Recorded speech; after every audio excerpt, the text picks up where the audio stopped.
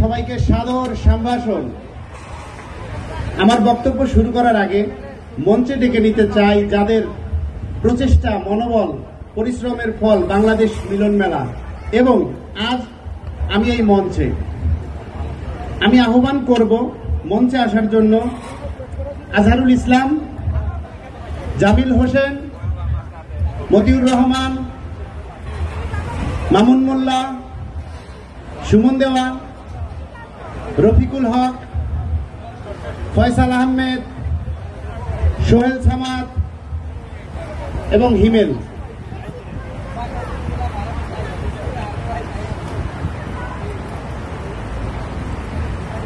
আজ 1 জুন রোজ শনিবার Bangladesh cultural young federation স্পেনের দ্বিতীয় বর্ষপূর্তি অনুষ্ঠান এবং বাংলাদেশি মিলন মেলা ওপেন কনসার্ট। আপনারা যারা উপস্থিত হয়েছেন এবং যারা দূর থেকে মিডিয়ার মাধ্যমে উপভোগ করছেন, এই সংগঠনের সকল সদস্যবৃন্দর পক্ষ থেকে আমি নূরে আমিন টোকন সবাইকে জানাচ্ছি শুভেচ্ছা এবং অনেক অনেক ভালোবাসা। আমি প্রথমেই ধন্যবাদ জানাচ্ছি আমাদের প্রধান অতিথি মহামান্য রাষ্ট্রদূত মোহাম্মদ সরওয়ার মাহমুদ এনডিসি। আপনার আন্তরিকতা, বার্সেলোনাবাসীর প্রতি ভালোবাসা এবং বাংলাদেশি সংস্কৃতি যে কোনো কার্যক্রমে আপনি আমাদের যেভাবে উৎসাহিত করেন, যে কোনো সমস্যা অতি দ্রুত সমাধানের চেষ্টা করেন, এটা আমাদের পরম পাওয়া।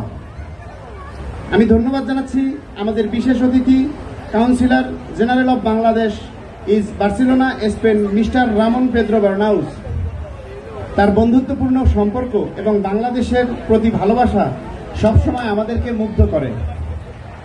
আমি ধন্যবাদ জানাচ্ছি আমাদের সকল উপদেষ্টাগণ, আমাদের বুদ্ধি পরামর্শ স্নেহ ভালোবাসা আজ আমরা এখানে এসে পৌঁছাতে পেরেছি। ধন্যবাদ জানাচ্ছি বার্সেলোনা বাংলাদেশি কমিউনিটির সকল সংগঠনকে। আপনাদের সহযোগিতা এবং ভালোবাসা আমি কৃতজ্ঞ। ধন্যবাদ জানাচ্ছি সকল শুভাকাঙ্ক্ষী ভাই ও বোনদের। আমি বিশেষ ধন্যবাদ জানাচ্ছি আমাদের বার্সেলোনার সকল সাংবাদিক ভাই বোনদের।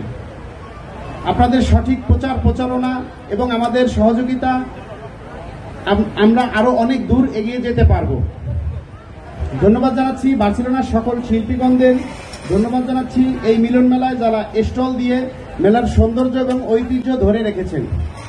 আমি সর্বশেষ ধন্যবাদ জানাচ্ছি সকল সদস্যবৃন্দদের। তাদের শক্তি, অনুপ্রেরণা, ভালোবাসা আজ বাংলাদেশ কালচারাল ইয়ং ফেডারেশন দাঁড়িয়ে আছে। ধন্যবাদ জানাচ্ছি বাংলাদেশ থেকে আগত সকল শিল্পীগণ, ইউরোপের বিভিন্ন স্থান থেকে আগত সকল শিল্পীগণদের। আমাদের এই অনুষ্ঠানের ভুল ত্রুটি ক্ষমার দৃষ্টিতে দেখবেন।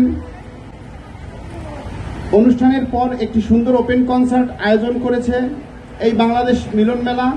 অনুষ্ঠানটি উপভোগ করে আমাদের উৎসাহিত করবেন, এই কামনায় আমি আমার বক্তব্য শেষ করছি। ধন্যবাদ সকলকে।